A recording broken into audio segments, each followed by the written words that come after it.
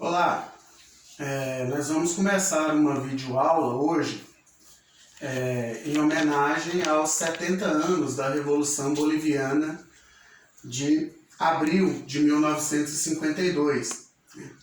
Uma revolução que é pouco estudada no ensino fundamental, e eu diria que menos ainda no ensino médio. Antes da gente começar a videoaula, eu vou me apresentar. Meu nome é Fred, eu sou professor de História da Rede Pública Municipal de Goiânia. Eu estou vestindo uma camiseta verde, sou um homem negro não retinto, estou sentado a uma mesa e atrás de mim tem alguns livros. Então eu fiz algumas anotações, porque a minha capacidade de síntese não é uma coisa que eu diria que é um primor. O mais importante sobre a Revolução Boliviana é compreender os antecedentes que levaram ao processo revolucionário em abril de 52. E é importante ter bem claro também que uma revolução ela é uma ruptura drástica que transforma o estado de coisas em um determinado país. Não possui uma fórmula, os revolucionários não têm uma fórmula, ela não é uma receita de bolo. Ela não possui essa fórmula justamente porque ela é extremamente dinâmica. Contudo, a história ensina que ela é um produto de um processo. Pode durar meses, pode durar anos ou décadas. Eis o processo da Revolução Boliviana de abril de 52, seus antecedentes. A Bolívia enfrentou uma série de guerras, de conflitos internacionais, que foram aos poucos reduzindo o território dela a uma quantidade assustadora. Vamos começar pela Guerra do Pacífico, que foi uma guerra que reuniu Bolívia e Peru contra o Chile no final do século XIX, entre os anos de 1879 e 83. Essa guerra foi estimulada pelo imperialismo inglês, interessado no minério de estanho, prata e lítio da Bolívia. Isso fez com que a Bolívia fosse derrotada e perdesse 400 quilômetros de costa do Pacífico, além de mais 120 mil quilômetros. Para você ter uma dimensão, para você ter essa dimensão, isso é maior do que o estado de Santa Catarina inteiro. Então a Bolívia perdeu o equivalente a um estado da federação na Guerra do Pacífico. E o que é mais grave, a partir dessa guerra, a partir desse conflito, a Bolívia se torna um país mediterrâneo. Ela perde a sua saída para o mar, a única saída que possuía para o mar. Essa saída fez muita falta para o desenvolvimento econômico e industrial da Bolívia, como ainda faz nos dias de hoje. Em 1903, nós vamos ter o então presidente do Brasil, Rodrigues Alves, obrigando a Bolívia a assinar o Tratado de Petrópolis. Nesse tratado, a Bolívia perdeu o estado do Acre para o Brasil. O estado do Acre é o equivalente a 490 mil quilômetros quadrados. Então, se você somar os dois conflitos, o do Pacífico e o Tratado de Petrópolis, nós temos um número assustador de mais de 600 mil quilômetros quadrados perdidos pela Bolívia. Isso é quase 2 vezes o tamanho da Alemanha, que tem aí aproximadamente 350 mil quilômetros. Esse tratado ele se deu em função da dificuldade que o governo boliviano tinha de promover a ocupação do território do Acre. Isso porque, nesse período, início do século XX, final do século XIX, no Acre já existia mais brasileiros do que bolivianos. Isso porque, desde o período imperial, os governos do Brasil tinham por hábito, né, mandar pessoas para o Acre, num projeto, numa iniciativa que classificava como degredo. Né? Então, como o Brasil queria ver longe das suas capitais, né, Rio de Janeiro, São Paulo, determinadas pessoas indesejáveis, o governo brasileiro se acostumou a mandar essas pessoas para o Acre, degredar essas pessoas no estado do Acre, mesmo que não fosse um estado brasileiro. Então, vai chegar um determinado momento em que havia mais brasileiros no Acre do que bolivianos. E isso foi fundamental, né, para pressionar o governo da Bolívia para entregar o estado do Acre para o Brasil. E por último, aí nós temos a Guerra do Chaco, né, que é uma guerra que começa em 1932 e termina em 1935, entre Bolívia e Paraguai. Essa guerra ela é estimulada por duas multinacionais. Né? Essas multinacionais, uma boliviana e a outra paraguaia, elas estavam interessadas no petróleo existente nessa região. Né? A Bolívia sofre nova derrota, mais territórios perdidos e aproximadamente 80 mil mortos. É nesse momento, e eu gosto particularmente de usar essa comparação, né? É nesse momento que a classe trabalhadora boliviana vai se encontrar consigo mesma. Né? É um momento em que ela se encontra numa encruzilhada existencial. Ela enxerga a chamada debilidade da sua classe dominante. Essa classe dominante não possuía um projeto de nação. Ela era totalmente servil ao imperialismo, né, sobretudo das multinacionais. Então, isto posto, né, a classe trabalhadora decide se colocar em marcha para impedir que o seu país desapareça.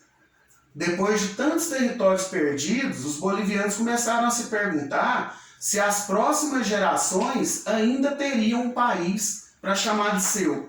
Né?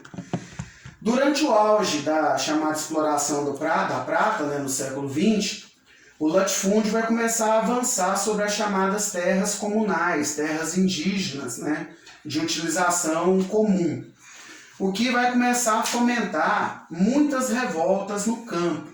Né. Nesse contexto, vão surgir alguns partidos, né, que se colocam como representantes da classe trabalhadora, sobretudo da população majoritariamente indígena, né? Como é o caso do PIR, né? O Partido da Esquerda Revolucionária, que é um partido simpatizante da Terceira Internacional, já num contexto bastante stalinizada, né? E o MNR, que é o Movimento Nacionalista Revolucionário, que vai ser o grande partido dirigente do processo da Revolução em 52, né? E por último, mas não menos importante, o POR, né? Que é o Partido Operário Revolucionário. Na verdade, é o Partido Obreiro, né, Revolucionário, trotskista. Em 1946, o POR vai conseguir aprovar as famosas teses de Pulacaio. Né? Essas teses, elas são aprovadas na Federação Sindical dos Trabalhadores Mineiros da Bolívia, que era a maior organização de massa dos trabalhadores naquele período. Né? As teses de Pulacaio nada mais são do que o programa de transição da Quarta Internacional adaptadas para o movimento operário, né, para os trabalhadores. Então, a aprovação de um documento dessa natureza numa federação de trabalhadores de base, né, foi algo importantíssimo, foi uma conquista muito grande para o POR. Né?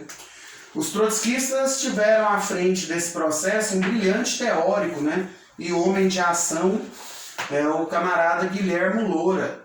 Né? Aqui nós temos um livro do Loura, para mim um das bases, né, fundamentais do trotskismo, do pensamento trotskista, né, e graças ao Loura e seus companheiros, né, os trotskistas do POR conseguiram aprovar as teses junto à federação, né. Em 1951 ocorrem eleições presidenciais na Bolívia, né, é eleito pelo MNR um cidadão chamado Víctor Paz Extensoro, né. Contudo, ele é impedido de tomar posse por uma junta militar, né. O que colabora para reacender as revoltas, né, que vão confluir para a Revolução de 9 de abril de 52. Então a Revolução tem início com os trabalhadores urbanos, né, com destaque para os mineiros, né, a vanguarda do operariado na Bolívia, e esses mineiros vão ser a grande parcela politicamente de vanguarda da Revolução, né? Vai ser aquele setor mais avançado do processo revolucionário. Eles vão se armar, né, com explosivos, com dinamites, com muitas ferramentas, né, que eles utilizavam no trabalho nas minas, né? E nesse momento os camponeses ainda não vão aderir de imediato à revolução. Os camponeses eles tardam um pouco a aderir ao processo de levante, né? Em 3 dias o povo consegue derrotar o exército tradicional, o exército convencional do país, né, usando a tática de forçar essas forças regulares, né, a travar uma infinidade de combates.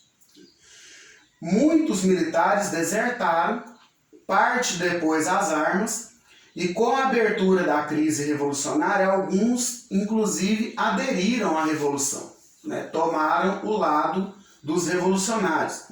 O que não é exatamente uma exceção quando se cria uma dualidade de poder, né? Então, o trabalho nas Forças Armadas é importante nesse sentido, né? Quando se abre uma crise revolucionária, setores das Forças Armadas costumam, em momentos de crise aguda e de revolução iminente, né, fazer essa passagem para o lado revolucionário. Isso aconteceu em várias revoluções aí ao longo do século XX, né? Depois, o que houve com a Revolução Boliviana?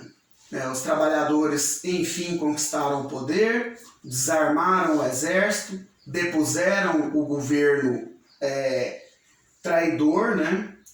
O governo serviçal do imperialismo, mas mesmo assim a revolução morre, né? A revolução não triunfa entregando de fato os poderes para os trabalhadores. O exército e as forças armadas são derrotados, são dissolvidos, agora restava construir um governo operário camponês. Mas o MNR tinha outros planos, né, para a revolução. Através de um destacado dirigente de sua ala esquerda e sindicalista, né, um cidadão chamado Juan Letín, faz um convite a Paz Extensoro, o presidente que havia ganhado as eleições de 51 e não havia tomado posse, para assumir, né, o seu lugar como presidente eleito da Bolívia. Ou seja, a classe trabalhadora e seus setores mais radicalizados tomaram o poder e, ao tentar iniciar um processo de transição, preferiram não concluí-lo e entregar o poder para um membro da burguesia, né? Uma pessoa que não tinha qualquer relação com o programa da Revolução, né? Extensor assume a presidência e transforma uma vigorosa revolução operária em democrática burguesa, né?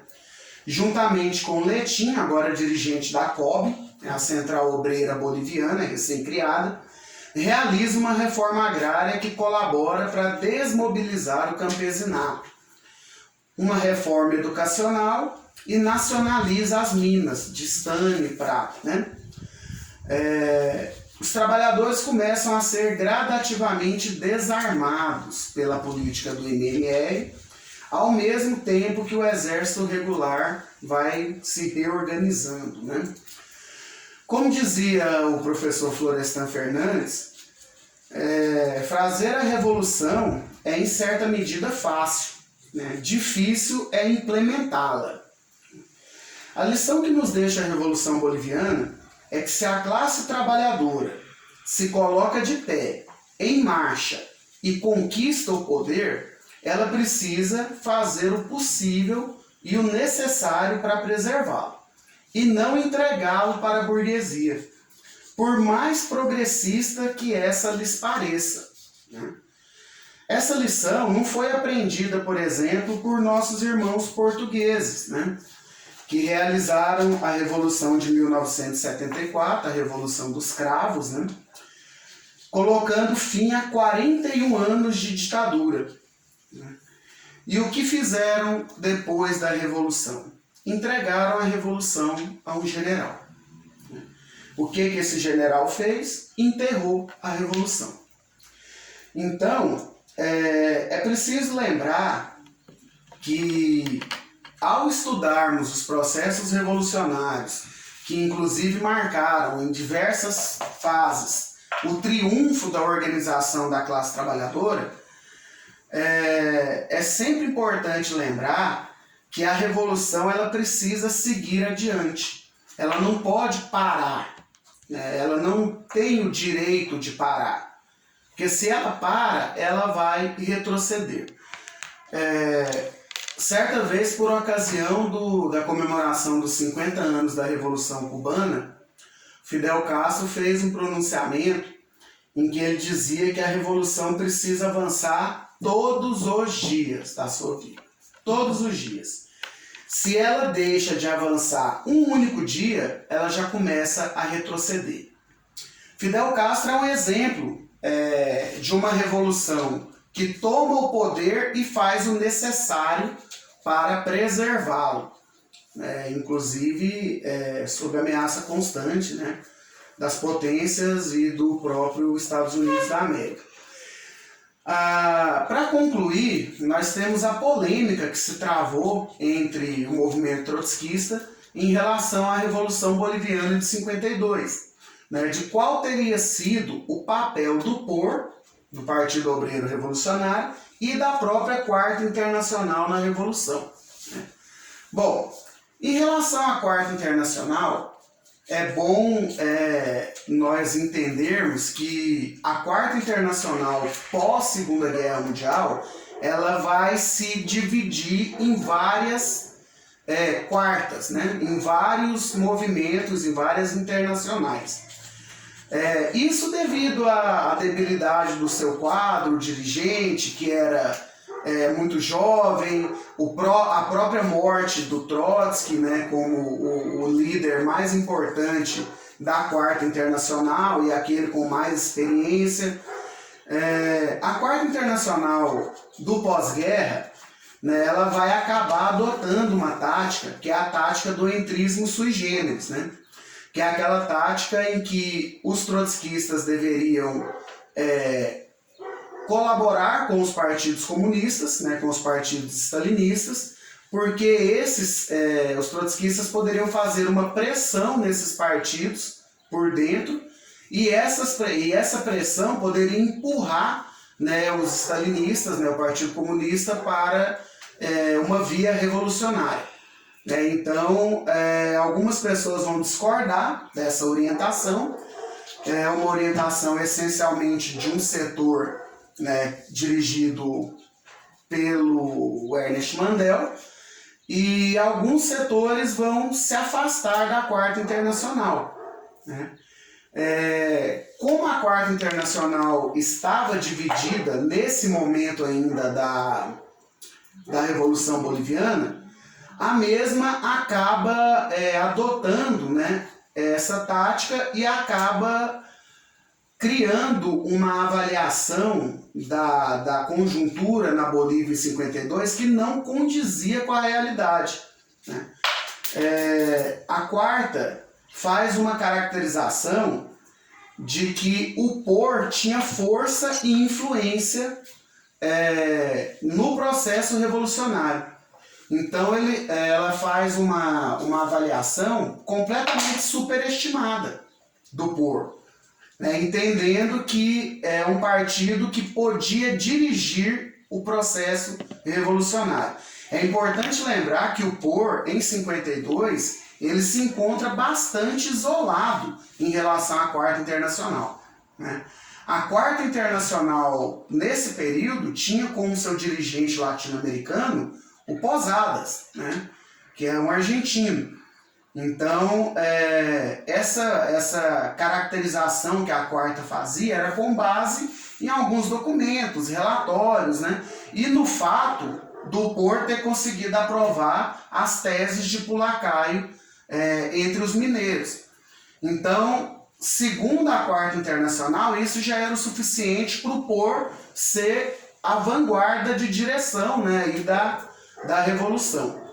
Em nosso continente, né, a corrente liderada por Nahuel Moreno, que é a corrente da qual eu reivindico, né, a minha tradição, vai acusar o POR de ter dado apoio crítico, né, ao MNR. Nahuel Moreno foi um dirigente argentino, né, fundador da LIT, né, da Liga Internacional dos Trabalhadores. Esse aqui é o principal livro dele, a principal obra dele, né? O Partido e a Revolução, também conhecido como Morenaço, né, em que ele vai travar aí algumas das suas principais polêmicas, né, sobretudo com a direção da Quarta Internacional. Moreno e os seus seguidores, né, vão dizer que o grande erro do POR foi não ter lançado a palavra de ordem todo poder a COB, todo poder à Central Obreira Boliviana. Segundo os morenistas, né, se o POR tivesse lançado a palavra de ordem, automaticamente ele passaria a condução do processo revolucionário e levaria à conclusão do processo, com a expropriação da burguesia, né, com a criação de um Estado operário camponês na América Latina, mas o POR preferiu apoiar, né, criticamente o MNR. Essa acusação ela é refutada, né, pelos camaradas do POR com o argumento de que não havia condições objetivas, né, para a tomada do poder. Portanto, a tática deveria ser lutar pelo poder, arrancando o controle do MNR sobre as massas operárias, as classes médias e, consequentemente, as nacionalidades nativas, né?